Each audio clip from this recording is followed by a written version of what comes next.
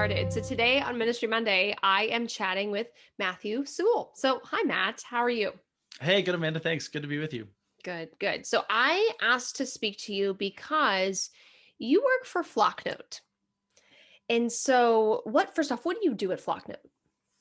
What I do at Flocknote, so I am on our customer support side and also our sales side. So I kind of wear a handful of different hats, but primarily, yeah, just making sure that parishes, dioceses, church organizations, ministries, whatever, can have success with their use of Flocknote. But then also, I help onboard new dioceses, so all of our new diocesan partnerships. So we have about 35 dioceses, archdioceses across the country and Canada that we work with. So helping to kind of onboard them and bring them onto Flocknote to support their parishes too.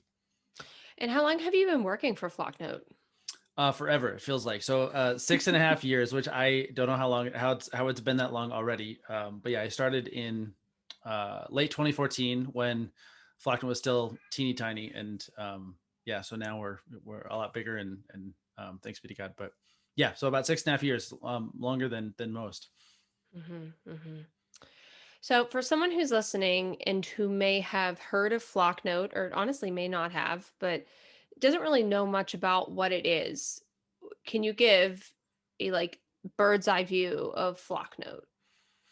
Yeah. So the kind of elevator pitch. So Flocknote came about because our founder, Matt Warner, saw that he was working in his parish, volunteering in his parish, and saw that basically his pastor, and as he dove further into it, most pastors, most bishops couldn't reach a majority of their people when they needed to most. And that was between Sundays, or if they stopped showing up on Sundays, as we've seen in the last 12 months if a global pandemic hits, right? It's because we can all theoretically make an announcement when people are sitting in front of us. We can all hand people a bulletin, theoretically, right? Even though stats show like 5% on average open it or will read a bulletin in full. And so there's this huge communication problem within the church where parishioners couldn't get the message from their pastors. Pastors couldn't get it out, and a lot of times it was they didn't know what they didn't know. So churches didn't realize that it was a need. They didn't realize that people were drifting out the back door or stopping giving or whatever. Because they couldn't do what we call now smarter text messaging and emailing, right? Because there's all sorts of ways to reach people. Social media is super popular for a reason, but it isn't good at directly messaging people because there's the Mark Zuckerberg's controlling the little knob saying how many people can and can't see what you're posting, right? Right. Bulletins the same way. People don't show up to mass. Those people have a 0% open rate for the bulletin every single time, right? But if you just have an email, you just have a text, or just have a cell phone number for somebody, you can get a message directly to them whenever, right? Right. So the fruit that we've seen from that then is higher attendance at events, virtual, right? Including as well as in person, I guess, from the last year. But also it's kind of an indirect fundraising tool as well, because it just helps people to stay connected. But then also we had to tackle the problem of understanding that people in parish life and even in diocesan life, if they obviously have no time to learn something new and complicated. But a lot of times people either don't like technology or aren't good at technology, and will freely admit that. But those people need to be able to reach their folks just as much as the marketing professionals, the communication person, all those type of people. So we had to make something that worked for the least tech savvy volunteer as much as the most tech savvy volunteer employee, and still have it be something beautiful and produce a good result. So that's kind of Flocknote in a nutshell. There's obviously lots that goes into that, but that's the 10,000-foot view of what Flocknote does. So again, we've kind of given a summary. Let's break it down into the two main methods of communication for Flocknote. So how can you communicate with your parishioners, your volunteers through Flocknote? Yeah, so it's email and texting is kind of what we focus on mainly, right? Because again, there's lots of ways. I mean, downloadable parish apps were a popular thing for a while, and still are in some cases. Again, like some people just use their Outlook, I guess, to BCC 50 people. But those just aren't the best ways, right? Because we're all carrying these around in our pockets and we're all checking them multiple times per day. So even, we hear like robocalls or whatever. Some people are like, oh, what if I robocall my people? It's like, well, how do you feel about getting a robocall? You Right, personally, right? right. Nobody likes that. Hmm. So anyway, so those are the two main ways. But it's packaged right in a way because, say for example, parishes with large Hispanic populations have people who don't email, like, or even have an email, but they will text all the time. They have their phone on them all the time. But then also in some cases, parishes a lot of times have emails but no phone numbers, and so you need a way to get an email to everybody, even if that's going to route to them as a text for now, or vice versa, right? So those are the two main ways that Flocknote does that. But then it also lets, you can assign administrators, so the Knights of Columbus or the music minister or whoever can run just their own group, and then the parish secretary, the pastor, whoever can kind of oversee the whole parish as well. So it's easily um, segmented out that way.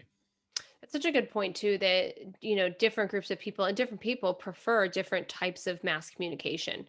There are a lot of people that would check texts over checking email, or vice versa. So that's such a good point to offer both. You know. Hmm. Um, Yeah. Hmm. no, go ahead. I was going to say, well, and I always like to play devil's advocate too, because along those lines, right? People say, oh, our parish has a large elderly population, or a population over 65. And first of all, I like to gently say, yeah, whose doesn't, right? I'm pretty sure every parish should have a large spectrum. But Right. also, more importantly, my grandma's 81 years old, and a lot of times she will reply back to text faster than I do. And so this idea that grandparents don't text is, I think, nowadays just not true. I mean, conventional wisdom maybe is still kind of hanging around in our brains, but in reality, especially in times of pandemic, right? Older people have smartphones now and have iPads now, so they can, FaceTime with their grandkids or whatever. And so that also means that they're emailing and texting just as often or more than you and I, who are supposedly the target demographic for this type of thing. Right, right. So a lot of people that are listening to this are pastoral musicians. So, how would we as pastoral musicians use Flocknote to help our ministries? Yeah, I mean, it's yeah. The nice thing about it is that it's not rocket science, right? So it's not even necessarily creating something new. It would just be, how are you getting the message out about choir practice, about what music you're singing this upcoming week, or who's, if you have a large choir and people are assigned to a specific mass or whatever it might be, right? All of those things can just be accomplished more easily within Flocknote than, again, say if it's Outlook or something, and we're just kind of cobbling it together and attaching documents, but maybe they're using the CC field and they shouldn't actually be revealing everybody else's email address to a specific subset of people, for example. Or say it's a little bit challenging. I know that like Sign Up Genius is something that's particularly popular. For example, if you're having people reserve slots for when they might sing, right? What choir they're going to, or what mass they're going to attend to take part in, which one has slots left, that type of thing, to Hmm. not have to use something separate or that might have a ton of ads in it or whatever. Flocknote, for example, has a feature called signups to allow people to reserve. We have 10 slots available for the choir on Saturday night at 4 p.m. Right. So even within the email and text, there's more things that they can do with it. So again, yeah, I wouldn't necessarily be creating something new. It would be replacing and making easier, ideally, something that's already being done. Let's stay with that sign up for just a second too, because signing up for the liturgy is still something that is being done in liturgies. At the time that we will be airing this, it will be just after Easter. And so I know a lot of churches that use sign up for big masses right now, like for Holy Week and Easter. And I have to tell you that we actually used Flocknote for Christmas, even Christmas Day, Oh, to do great. exactly what you just said, for people to sign up in advance. And then, of course, then what the benefit of that is, if you are already using Flocknote, is that, and you can correct me if I'm wrong on this, but like they become a part of your main list, if you will, of parishioners that get updates via Flocknote. so that you can email them not just about Christmas updates if there was an ice storm and to, warn people, oh, be careful on the roads or whatever, but you Mhm. can also follow up with them after Christmas and say how or Easter, how was your Easter celebration? Were you new? Welcome to the community. Here's a Mhm. little bit more information about our parish. So it can kind of continue that conversation where in a typical time we don't really have another way to engage with our non-parishioner visitors past when they're in the pews, and that's it, that one time. So Right. I do think it extends the engagement big time. Yeah, no, that's a perfect point. I mean, the signups feature was something we rolled out in June because whoever would have thought that we would need to cap attendance for mass. I mean, normally it's Right? like get as many people in the pews as we can, which is great, right? But there was this felt need, right, when masses started to open back up for in-person attendance, and so we kind of pivoted and built that within a couple of weeks to make that available, to be able to say, okay, yeah, we have 50 slots available. But yeah, the kind of indirect fruit of that is saying, okay, take the link and post it on your website, because there's all of these people. Normally parishioners aren't going to go to the website all the time, but in cases like this they were, or they were going on, going and seeking it out on Facebook, or the live stream. They were like, oh, by the way, we're going to have in person next week, so click here and register your spot. And so a lot of parishes were finding, yeah, like you said, that they didn't know that they didn't have a good chunk of parishioners info, but now all of a sudden they can communicate with those. And I don't know if you know this yet, but the day that we're recording this, yesterday, in the date that we're recording this time, so we'll say recently for when this releases, we just released a way to link groups, link a sign up to a group, so that when people register for something, they're automatically dropped into a group. So I mean, you already could pull the list manually and import it into a contact list for Easter Mass or for Christmas Mass or whatever, and then communicate with them. But now it just makes it, kind of saves one more step even, to make life easier. But yeah, I mean, it just, again, all the stuff that we designed is not just for the sake of software, or for the sake of church, communication or whatever. It's all because everything that we've built is because it's actually beneficial. It's actually intentionally useful, to make parish employees, parish volunteers, particularly music ministries, I think, in the context of this, to make their lives easier, just in terms of using technology as a means to reach the end of actual in-person, real, um, solid ministry work. Yeah. Let's talk about groups for a second because maybe someone who's listening may not know what a group is on Flocknote. So what is a group? Yeah. So a group, I mean, it's I guess our word for a contact list, for lack of a better term, right? So a group within Flocknote is just a group of people that you can send a message to, but it's also, I mean, you can think of it kind of as a folder as well. So good example, I mean, you can segment them out. So you might have a kind of a master folder, what we call a top level group for youth ministry or music ministry in this instance, and then you have subgroups beneath that for Saturday night 4 p.m. Or maybe vocal members, people who play instruments, the core team or leadership or whatever, and then beneath that you might segment that out even more, into kind of 3 separate levels, so you can communicate with just one of them, communicate with the entire ministry if you want to, but we refer to all of those as groups.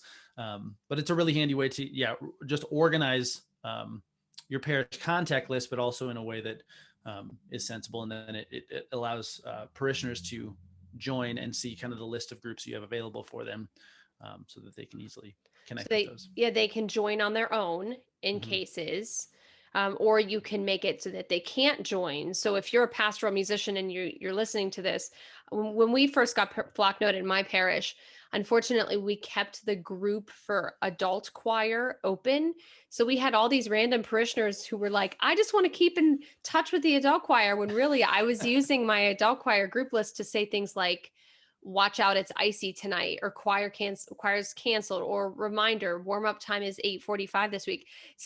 So just to be clear, you can make these so that people can join them, or if you want to keep it kind of closed for other people to opt into your specific little hub, you can do that as well. Mhm. Oh, and I want to mention one other thing. Matthew, believe it or not, that I would say that the number one group that's used in our parish is the funeral text group.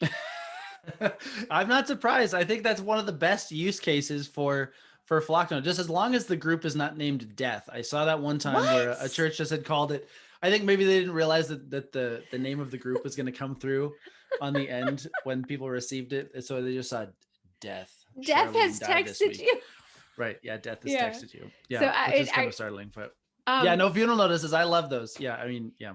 right. And so actually it's so funny at like 11:15, right as we started to talk for this time right now, I got a Flocknote text. And if you're listening and this is new, like we have a group of identified people. So they are the music ministers, all the clergy, and the bereavement ministers who most often volunteer.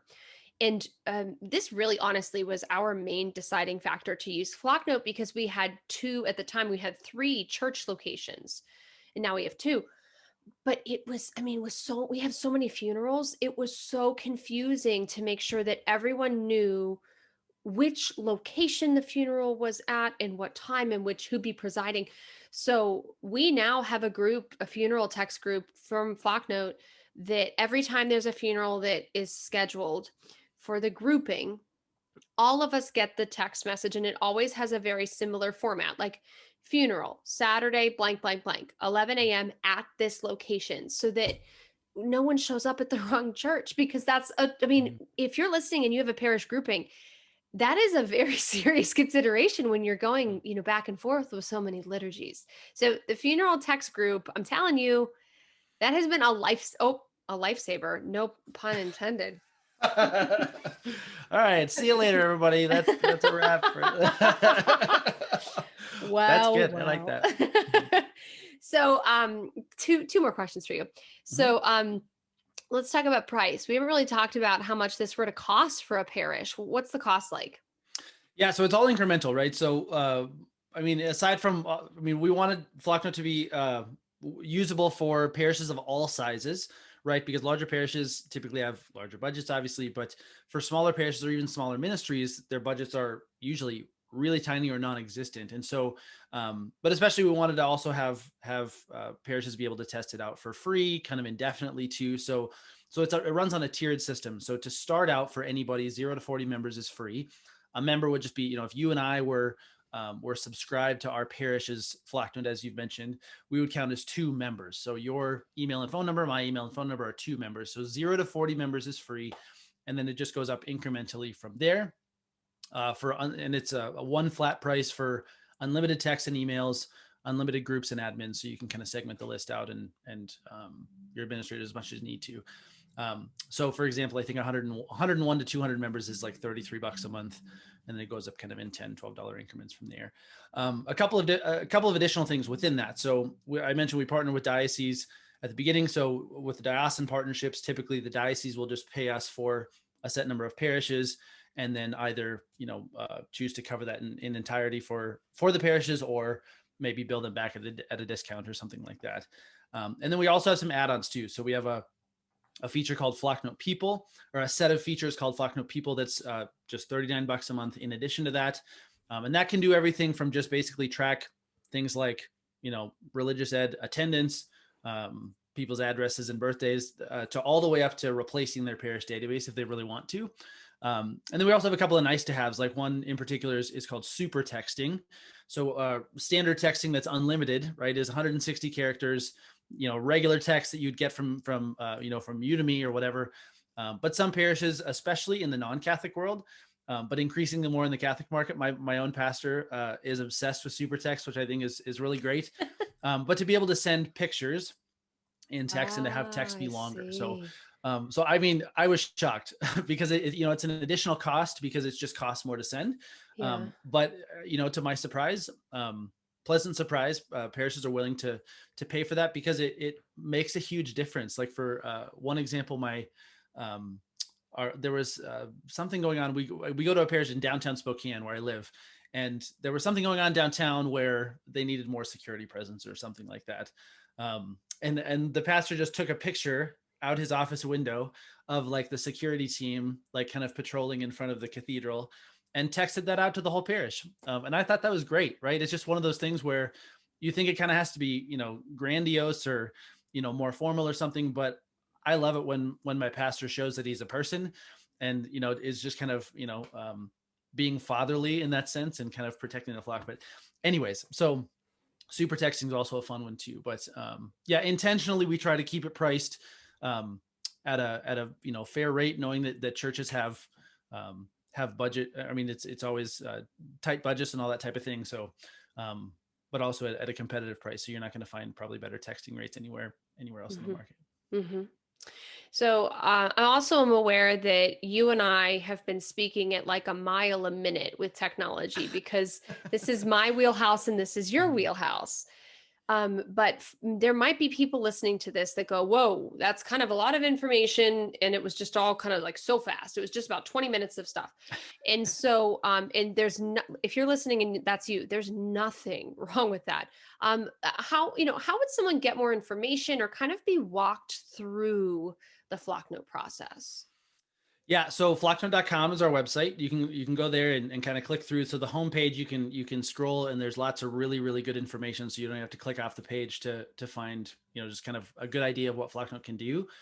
As I mentioned, you can start for free. So creating a network for your parish, it's not like you're claiming the only one for your parish or signing them up for some really long contract or anything like that. So you can do that really easily for free, no payment information needed. And then in addition to providing great software, the basically like the next thing and secure, data and all that type of thing. The very next thing that we put a huge premium on is customer service. So just emailing us, our email response time is usually within a couple hours during the day, if not faster, depending on loads, obviously. But we put a huge premium on that, just because we know, again, as I mentioned earlier, that parish staff, one, don't have a lot of time, and a lot of time, like you mentioned, aren't great at technology, and will freely admit that. So we needed to work well for them, for a parish to really have success, right? So to be able to reach the largest percentage of parishioners, every ministry leader, regardless of their time, regardless of the technological savvy, needs to be able to use it. And so yeah, we try to put a huge premium, make ourselves available as much as we can. And for that free account, what would the free account include if someone just wanted to kind of like touch their toe into the Flocknote pool? Yeah, so everything that standard Flocknote includes. So the not counting the add-ons, the Flocknote people and super texting, even though there's trial versions of that, but Hmm. indefinitely between 0 to 40 members, it's unlimited text and emails, unlimited groups and admins that they need to assign, so they can use basically the full standard Flocknote tool for free, Hmm. while they're between 0 to 40 members. So it's get 10 friends and spam them with texts or send them funny Michael Scott gifs or something in an email to get a sense of how it goes. But then Flocknote people has a 30-day free trial. Super texting, we give 100 free super texting credits to kind of get a sense of how that works too, Okay. which is nice. And then sorry, Word on Fire Engage is another add-on too that's a 30-day trial. It's kind of a premium video subscription from Bishop Barron, Hmm. but the 0 to 40 members is free forever and is the full tool. So it's not like we remove features unless you pay us or something like that. Right. Well, so too, if someone's listening that's a pastoral musician and maybe their pastor was wary about, signing up for yet another cost. And so, if you're listening and you're interested, especially because we as pastoral musicians are trying to keep connected with our choir members right now, when we're not singing actively, or many of our dioceses are not encouraging public group singing.